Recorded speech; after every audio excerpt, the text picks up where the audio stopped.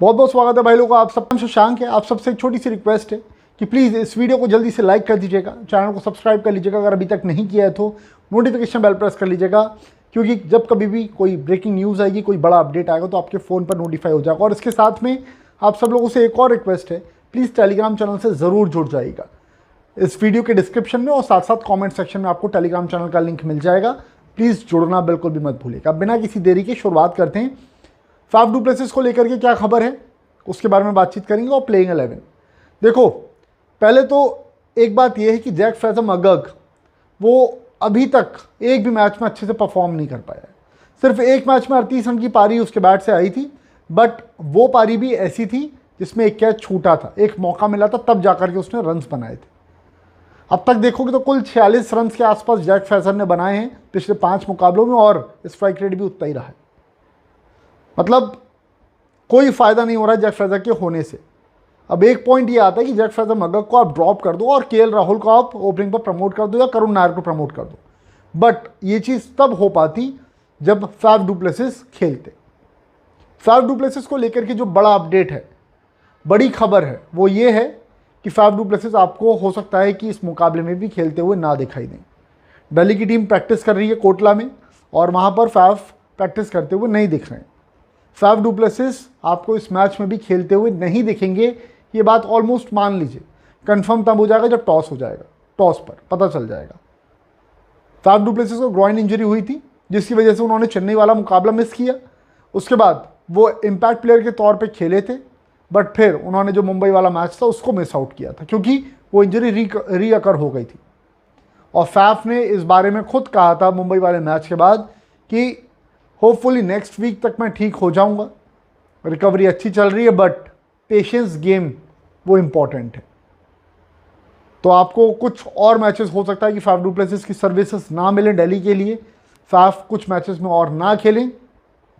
But जो सबसे बड़ा कंसर्न है इनकी टीम के लिए वो ये कि ये पावर प्ले में अपना विकेट लूज़ कर रहे हैं, और वो विकेट जैक फ्रेज़र मगर्ग का है।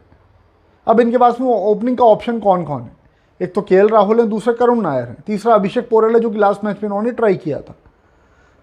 जैक फ्रेज़र मगर्ग को खिलाना मजबूरी है आपकी, क्योंकि फाफ अवेलेबल नहीं है। फाफ अवेलेबल हो जाएंगे तो डायरेक्टली मगर्ग बाहर जाएंगे अगर वो परफॉर्म नहीं कर रहे हैं, तो ये बात देख लेना आप। अब करुण नायर फाफ के साथ ओपन कर सकते हैं। अभिषेक पोरेल क्योंकि नंबर 3 पर कंफर्टेबल दिखाई दिए थे जब तक वो नंबर 3 पर इन मैचेस में खेले थे।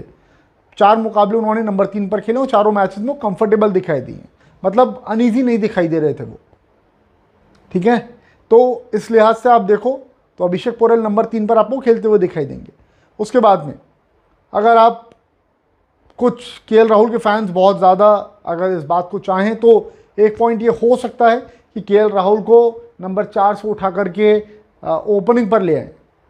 ओपनिंग पर उन्होंने रन्स बनाए, और केएल राहुल ओपनिंग पर जैसा परफॉर्म कर लेते हैं वो एक अलग लेवल का गेम हो जाता है, क्योंकि अगर विकेट गिरता तो संभल जाते हैं, और अगर विकेट नहीं गिरता तो वो तेज़ी से रन्स बना सकते हैं। वो हर कोई जानता है, हम भी जानते हैं इस बात को।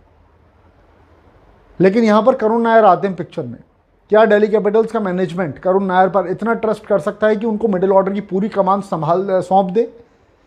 क्योंकि अगर मिडिल ऑर्डर में करुण नायर आउट हुए और केएल राहुल ओपन कर रहे हैं मान लो, तो मिडिल ऑर्डर में आपके पास फिर ट्रिस्टन स्टब्स हैं, अक्षर पटेल हैं, फिर आशुतोष हैं। तो इस तरीके से आपकी बैटिंग आ जाती है।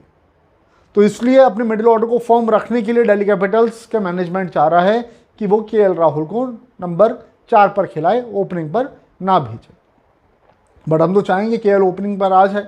अगर वो ओपनिंग पर आ जाता है तो फिर आपको पता है चेन्नई वाले मैच में क्या हुआ था, वैसी कुछ पारी यहाँ पर भी दिख सकती है।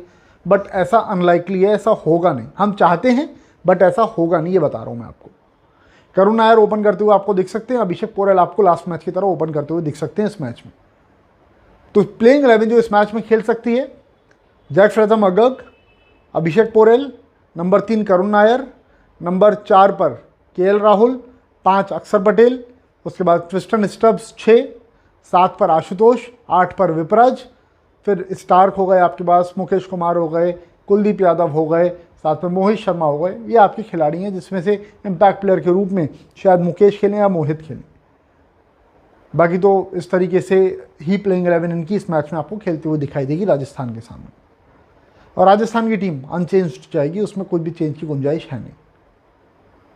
मिचेल स्टार्क और यशस्वी जायसवाल, इनका फेस ऑफ देखना इंटरेस्टिंग रहेगा। बीजीटी में इट्स कमिंग टू स्लो, ये कहा था यशस्वी जायसवाल ने स्टार्क को, और उसके बाद स्टार्क ने उनका विकेट भी लिया था। तो यहाँ पर कॉन्टेस्ट कैसा रहेगा दोनों के बीच में, ये देखने वाली बात रहेगी।